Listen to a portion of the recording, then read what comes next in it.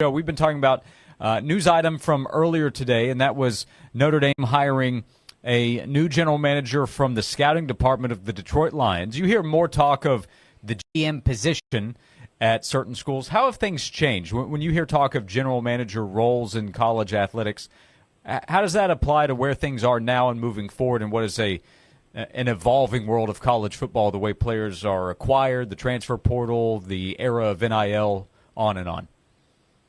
Yeah, I mean, I do think that, it's becoming more of a thing, right?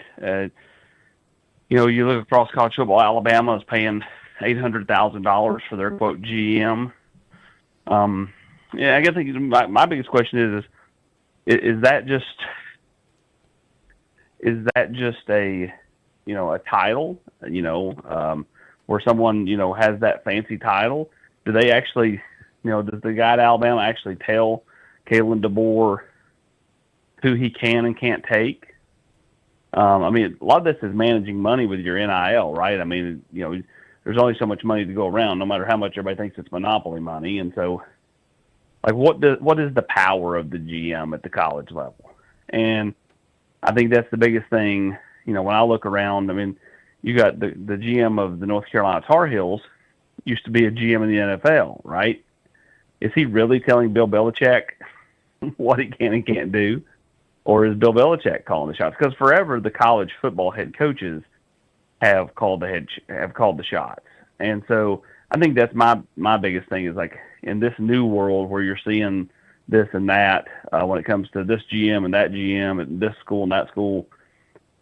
What's the actual responsibility? How much power do they really have? Because I think it would be a waste of money unless you're going to give them legitimate power to pay $800,000 for somebody that's just kind of got a fancy title and does a few things behind the scenes. So I guess that's my biggest thing, because, I mean, Tennessee does not have a GM at this point. And, is that the right play, the wrong play? I don't know. I think time will tell. What's the setup at Tennessee in terms of the football pyramid? Like, is Coach Heupel the GM where he's making the last call on players, or whether to offer them or whatever, or is it someone on his staff that he trusts to extend offers? If there was a GM on this staff, like, who would be the closest person to a GM? Because you see other schools making this move to have a GM. Kind of, what's the dynamics with Tennessee's staff, in your opinion, from what you know? Well, I think from a recruiting standpoint, when it comes to coming down to offer a kid a scholarship, I mean, that still boils down to the scouting department, the head coach, the position coach. They all kind of can collaborate on it and watch film. The NIL part of this, obviously is a little bit different. That's kind of looked at from, I think, Spire and other factors. Obviously Tennessee's involved, just like, Alabama's involved and Georgia's involved in theirs. And, this whole, like, everything behind the curtain stuff that everybody's been trying to do for years, to me is a bit funny, just because, I mean, it still boils down to, the donors and the ability to raise money and fundraise and funds and all that. So, I think from a pecking order standpoint, obviously Josh Heupel is, heavily involved in, who Tennessee goes after on the football front, right? Much like Rick Barnes is heavily involved on the basketball front. That's my question about the GM is, are these GMs really telling, the head coach at Notre Dame, the head coach at Ohio State, the head coach at Florida, hey, man, I know you like that guy, but we just don't see it, so we're going to say no. You know what I'm saying? Like, yeah, I know. I just have all of these college head coaches have been given carte blanche power for so long. I just have a tough time seeing them go, yeah, we'll relinquish that. Is Kirby Smart really going, yeah, I'll let somebody tell me what to do? I mean, when you're Josh Heupel and you're making $9 million, or you're Ryan Day and you're making, $12 million now or whatever he's making, is Ryan Day really not heavily involved, and to the point where, like, he has the ultimate say? I guess that's why I think this college GM stuff is a bit funny to me. I'm not saying those people don't have power because I do think they have a say, but like I don't think they're the ultimate decision maker. So like when push comes to shove, if the head coach says we really need that extra DB or we really need that extra offensive lineman or we really need that kicker, like I think you're going to end up going after that extra DB, extra offensive lineman, or extra kicker. Austin Price, Volquest.com, is with us. Austin, we were talking earlier in the week about athletes or players on Tennessee's football team that could make some kind of jump. I saw Pete Nakos had Ari Washman, from On3, who put out his breakout candidates, and Mike Matthews was on the list. Matthews was a choice of Swain earlier this week when we talked about it. Mm-hmm. I brought up Lance Hurd as a player that I thought would be important that could take a jump heading into 2025. Who would come to mind for you, breakout candidates or guys that could make a leap, that type conversation to play a bigger role for Tennessee in 2025? I think all those are great candidates. I mean, Tennessee needs Lance Hurd to be better in year 2 than he was in year 1. They need Mike Matthews to be a much bigger factor in year 2 versus year 1. Chris Brazel, the same thing. They need Braylon Staley to go from redshirt candidate who played in just a couple of games to real factor at receiver. To me, it's not just one. Like Tennessee, with the way they're kind of going with this cycle, they've kind of went away from the portal a little bit. They've only brought in 4 right to this point, not counting what might come in the spring. Like you're going to be more dependent on players that either redshirted a year ago or I like to call them the guys that have a decent amount of investment in NIL in them that need to get to the field. Like if you're going to invest heavily in NIL in the recruiting world, those players can't sit over there and burn cash watching. Like they've got to play. And so like I think any of those players, that you just mentioned, or add Brazel to the mix, Braylon Staley to the mix, Edwin Spillman on defense, Tyree Weathersby on defense, Jordan Ross on defense. All of those players have to take a big jump if Tennessee is not going to see any drop-off and continue on the pace to make the college football playoff again in 2025. Austin Price, VolQuest.com. 6 players invited to the NFL Combine. How shocked or not shocked were you when you saw that number? Not shocked. I was surprised Cooper Mays wasn't on there, just because when you're a Remington finalist, I figured that would be enough to get you to Indianapolis to kind of go through interviews and all that stuff. But they're enamored with Elijah Simmons' power and his ability, at his size and athleticism.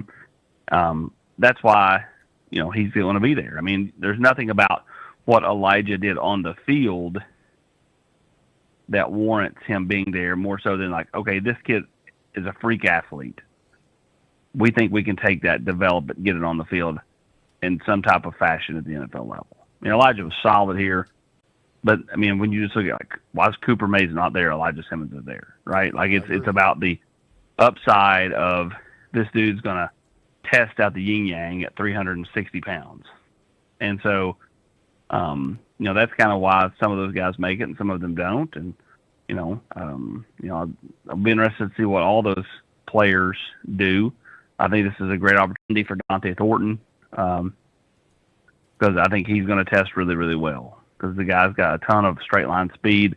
I think the 40-yard dash is going to be his best friend, and it won't shock me at all to see him all of a sudden become potentially a day 2 pick if he can showcase things during drills because I think he's going to run extremely well.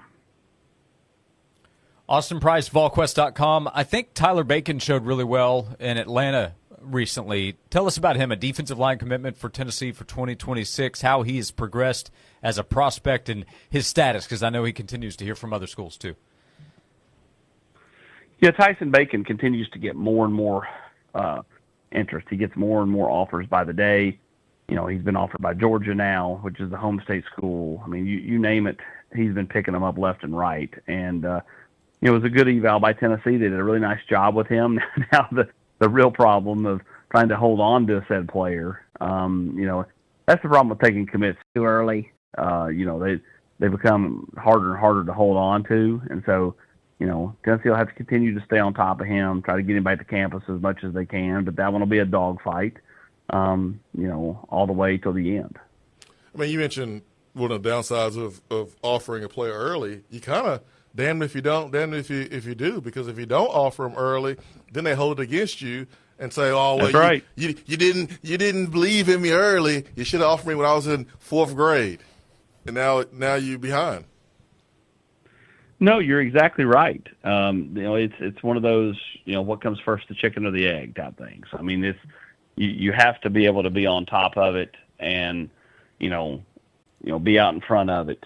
And, even then, like I think the biggest thing is when a kid commits this early, offering is one thing, but when a kid commits this early, then it puts the bullseye on the kid, puts the bullseye on the team that the kid's committed to. Mm-hmm. And so I think that's where it becomes all of a sudden sometimes you want to be the hunted because that means you've got the kid, but sometimes it's better to be the hunter because you can kind of see how a recruitment's going to go down to where, like, you want to be the one chasing and not the one trying to hold on.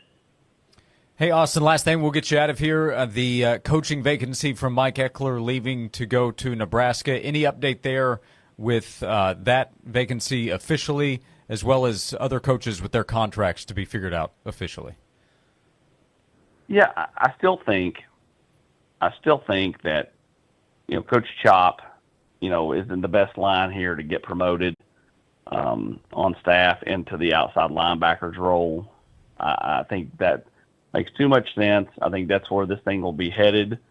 And then, as far as, the special teams role, I think Evan Crabtree, who's been on staff, will have an increased role. I do think Coach Heupel will potentially bring on somebody to help Evan. I know he's talked to T.J. Weist, former special teams coach with the Ravens. I know he's talked to a former NFL special teams guy, John Bonamego, who was the head coach of Central Michigan for a short stretch there a few years ago.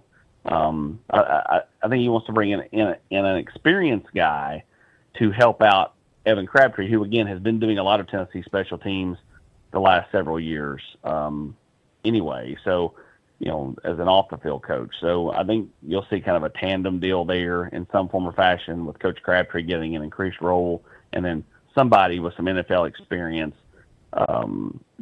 being brought in as well to go along with him. So, again, eventually I think Coach Chop will get the bump to the big chair. I think Coach Heupel, who is working a coach's clinic out in Las Vegas right now, will probably get, to probably doing something, I think, sometime early to mid next week is kind of when I could see something happening on that front. Speaking of coaching clinic, also maybe John Gruden, when he comes in and speaks, he could be the next GM of the Tennessee Volunteers. We finally get that dream come true that all the Tennessee fans want it. I believe that's called a groomer there, Swain. Yeah, maybe. I'm not even going to respond. Austin Price, the true professional covering Tennessee football, 12 months out of the year, basketball, and a big stretch coming up to close out the regular season and baseball season now here as well. You can read and watch the guys covering all of that at Volquest.com. Austin, appreciate the time as always. Thank you so much, and look forward to talking to you again soon. Appreciate it, guys. Thank you.